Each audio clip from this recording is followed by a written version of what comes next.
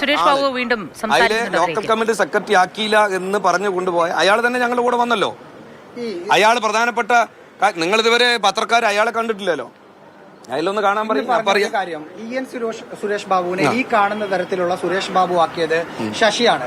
ശശി ചിറ്റൂരിൽ പോയി ഒരു വിശ്വനാഥൻ എന്തോ പറഞ്ഞത് ഒരു സഖാവിന്റെ അവിടെ പോയി ഈ പ്രദേശത്ത് നിന്ന് നമുക്ക് ഒരു പാർട്ടിയുടെ വളർത്തിക്കൊണ്ടുവരാൻ പറ്റുന്ന ഒരു സഖാവ് വേണമെന്ന് പറഞ്ഞപ്പോ അന്ന് താങ്കളുടെ പേരും പറഞ്ഞു. പക്ഷെ ഇപ്പം ആളത്ര ശരിയല്ല, പക്ഷെ പാർട്ടി നേതൃസ്ഥാനത്തേക്ക് കൊണ്ടുവന്നാൽ ശരിയായിക്കൊള്ളും എന്ന് പറഞ്ഞിട്ടാണ് താങ്കളെ ശശി കൈപിടിച്ച് പാർട്ടിയുടെ നേതൃസ്ഥാനത്തേക്ക് കൊണ്ടുവന്നതെന്നാണ് അദ്ദേഹം പ്രസംഗത്തിൽ പറഞ്ഞത്.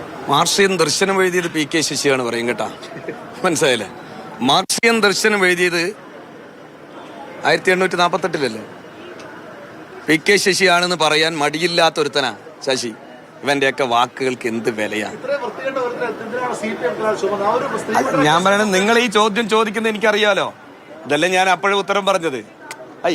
ഞാൻ പറയട്ടെ, നിങ്ങൾ ഇപ്പൊ നമ്മളൊരു തെറ്റിന്റെ ഭാഗമായി പോകുന്നു. ഒന്ന് തിരുത്തി വാ.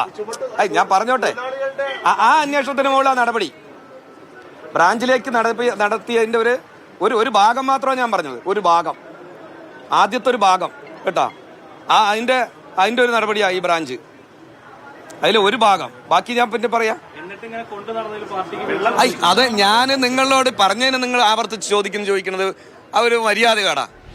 മാധ്യമങ്ങൾ ഈ ചോദിച്ചതിനെ തന്നെ ചോദിച്ചു അങ്ങനെ അതായത് ഞാൻ പറഞ്ഞിരുന്നു, ഒരാൾ തെറ്റിലേക്ക് പോകുന്നു, ആ തെറ്റ് തിരുത്തിക്കുക എന്നുള്ളതാണ് ഞങ്ങളുടെ പാർട്ടി എല്ലാ കാലത്തും സ്വീകരിക്കുക.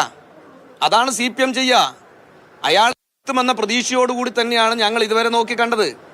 ഇനി ഞാൻ നശിച്ചേ തീരൂ എന്ന് തോന്നിയാൽ ഇപ്പൊ അതല്ലേ സംഭവിച്ചത്. കൺവെൻഷൻ പങ്കെടുത്തത് നശിച്ചോട്ടെ. മറ്റൊരു കാര്യം ഡിവൈഎഫ്ഐയുടെ യൂത്ത് സെന്ററിൽ അല്ല, അതൊക്കെ ഡിവൈഎഫ്ഐക്കാരോട് ചോദിച്ചു. ഞാൻ ചോദിക്കട്ടെ, ചെറിയ ആരോപണമല്ല. നിങ്ങളാണല്ലോ ഇപ്പൊ അത് മൂന്നാമത്തെ ചോദ്യം ചോദിച്ചത്.